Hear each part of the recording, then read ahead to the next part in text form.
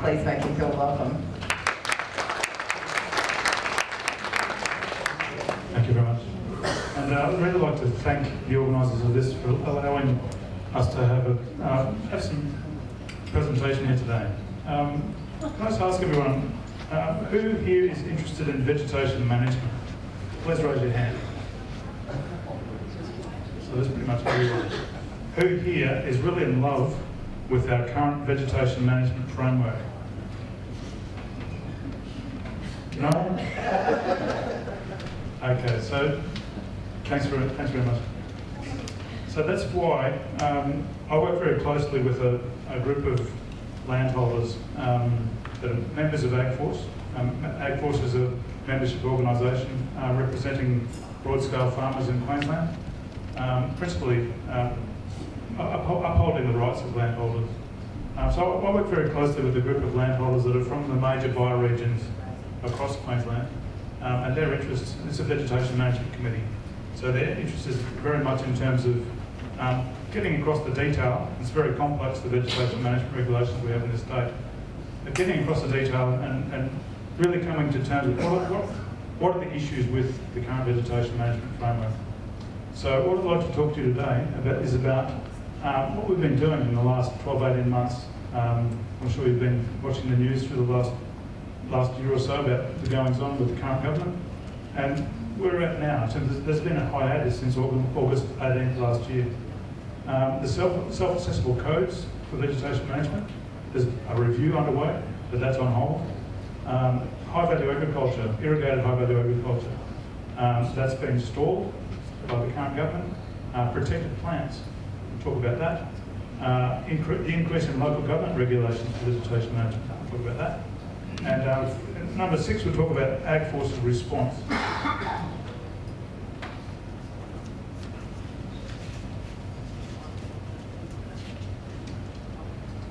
Okay, so just talk about those points one by one. So the hiatus since August 18th.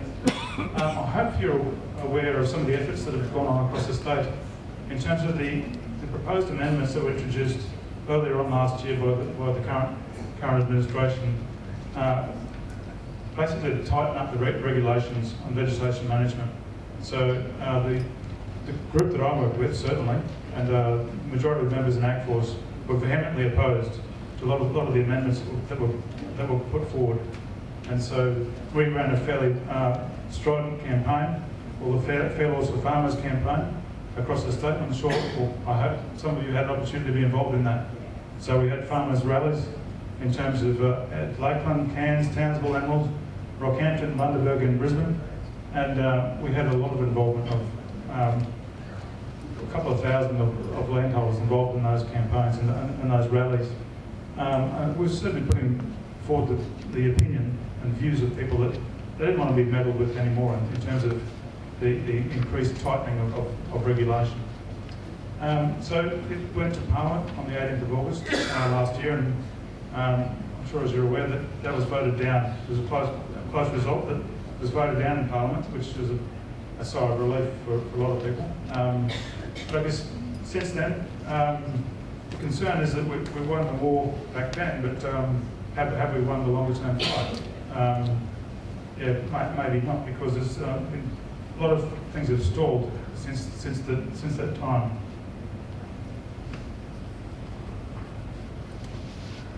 Okay, so the self-accessible codes.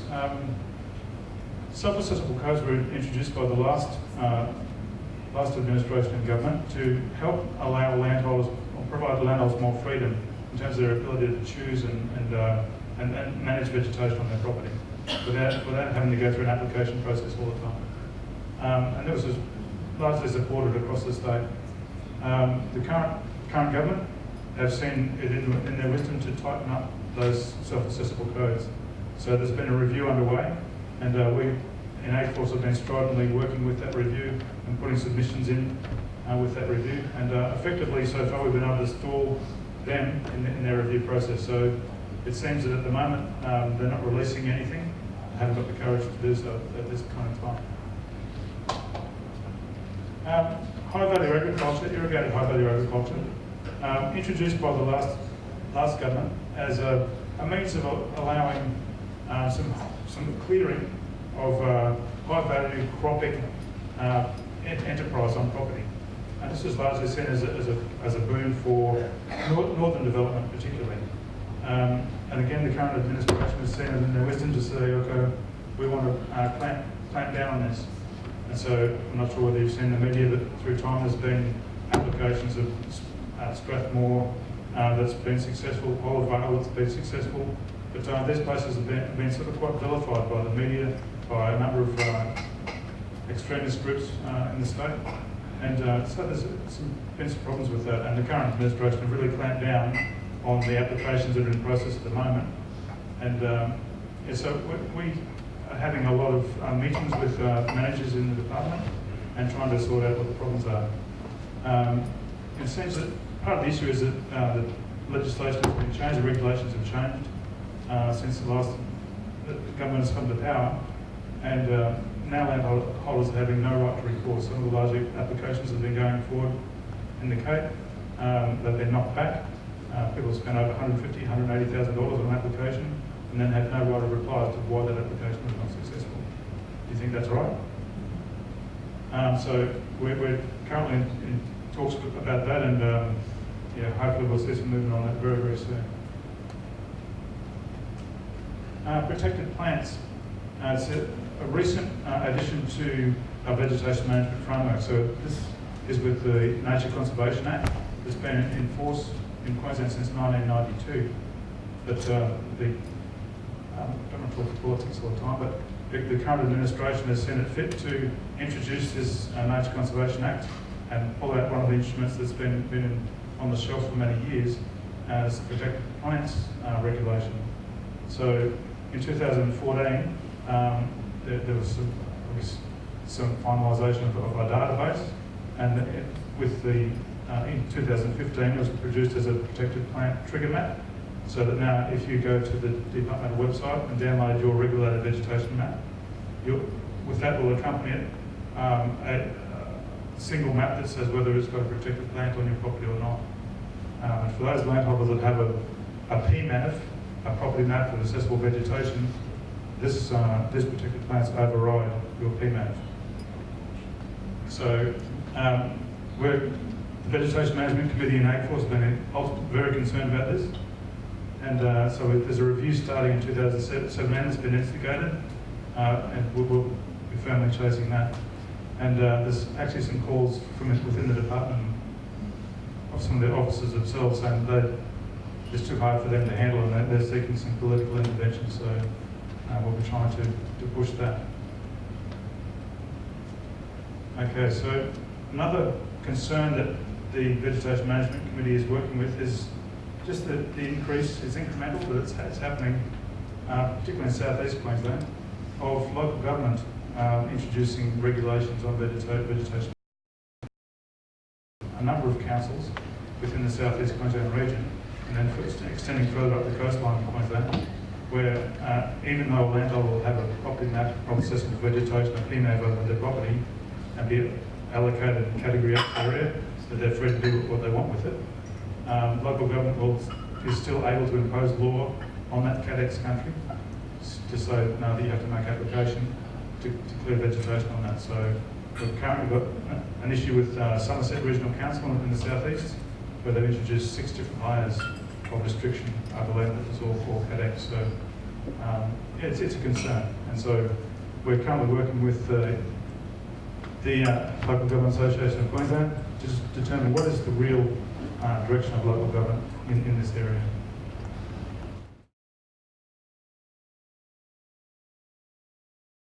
I guess what I've presented to you thus far is not a very happy story in terms of the increase, I guess, foisted upon us by the current administration. I'd like to say that the Vegetation Management Committee and Agforce have been really working very hard to identify, well, what can we do, given the current political space, what can we do to get some sense out of the current situation. And so we're proposing some alternative legislation, alternative framework. In New South Wales, they've been able to do that. So New South Wales had a Native Vegetation Act 2003 that was obviously written off the back of our VMA in Queensland, which was written in 1999. So that in New South Wales, they had a very, very prescriptive act, like our VMA here. Landholders there were sick and tired of it, and they ran a review in 2014, and then put some recommendations back to the New South Wales Parliament to say scrap this.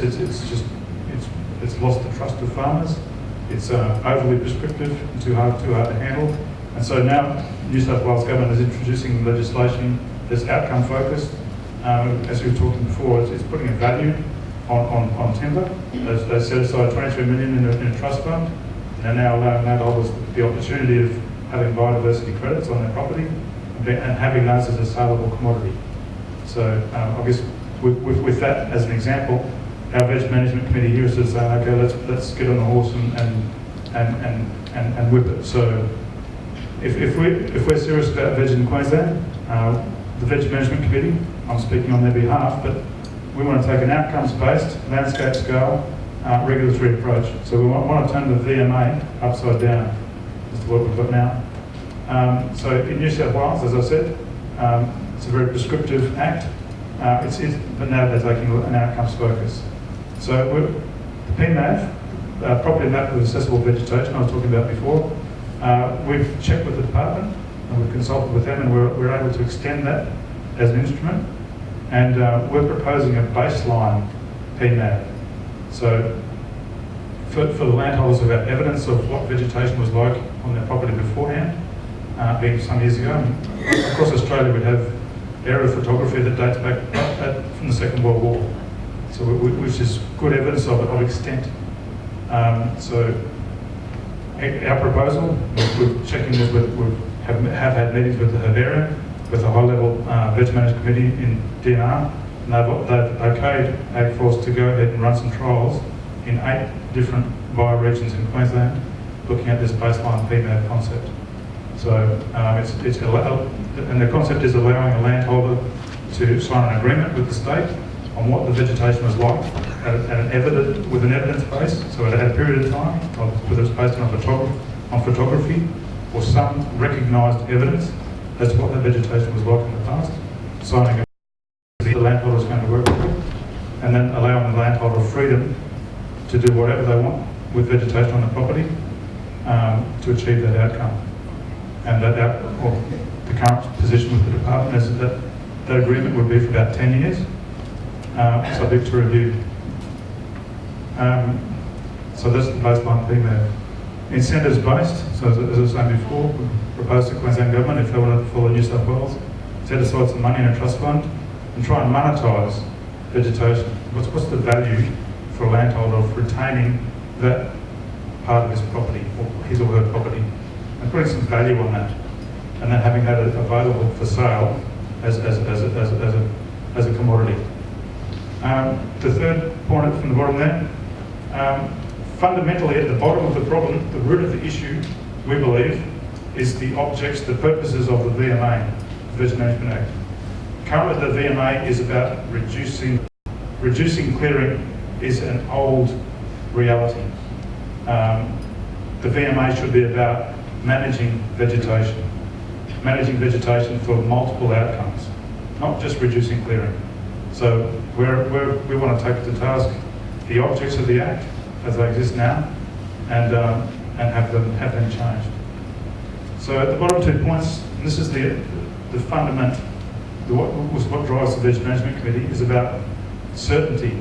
So landholders needing the certainty, not just for 12 months, 18 months, 2 years, but the certainty for 10 years, 20 years of where and how vegetation management can happen on a property. Allowing investment to happen in a 3-year, 5-year, 10-year, 15-year time frame.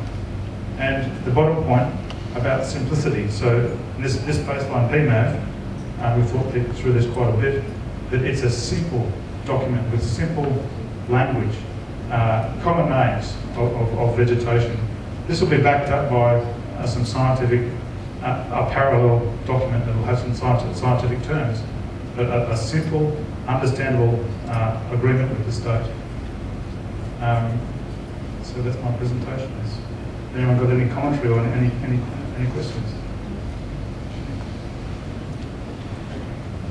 I'll just spread the microphone over one second.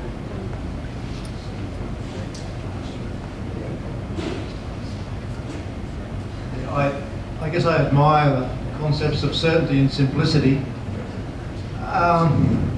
Unfortunately, I think about things like superannuation. There ain't no certainty and there's definitely no simplicity. I think the modern way is that to confound us all. I guess I'd like to articulate more the objects on a landscape scale, because I think that's the only way we're going to get across to the community smart veg management. But I think certainty and simplicity, nothing in tax or superannuation or carbon or anything else that's going on in our life is that way. Yeah, because I guess a lot of the rationale is that there's some current reviews we've been doing about people's understanding of the PMAB instrument. I've signed a document. What does it mean? So the constant call is for simplicity, and it's about understanding. Maybe this is the wrong word. It's about understanding what are the concepts that I'm signing up for.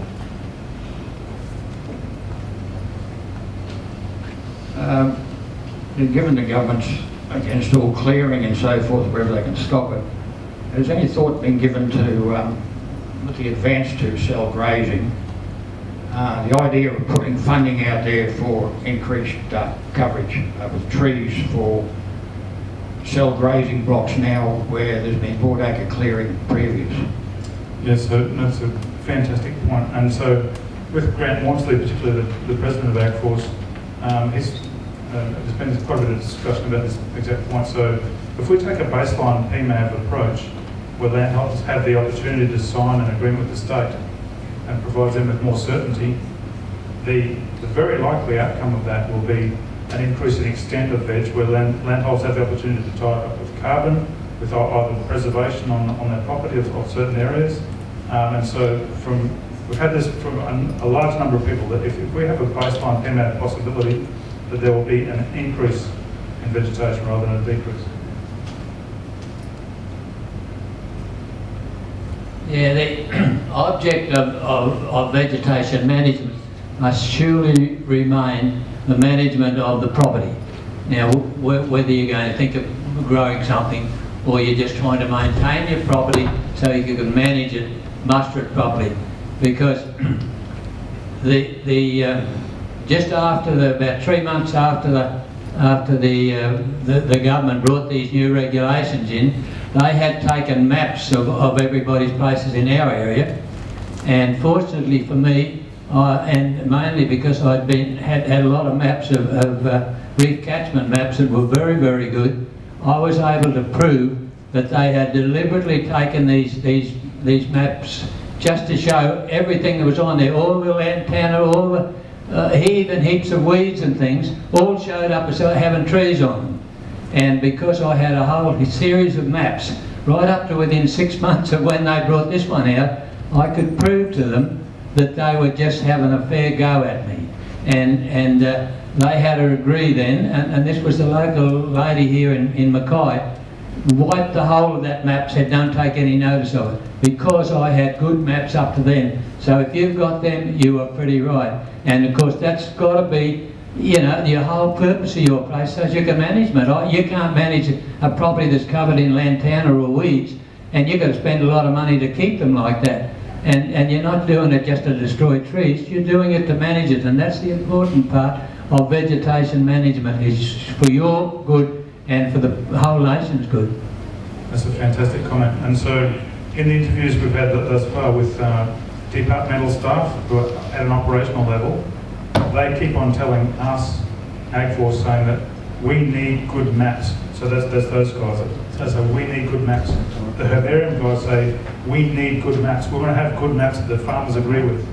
And so there's strong agreement with you on that from the operational point of government.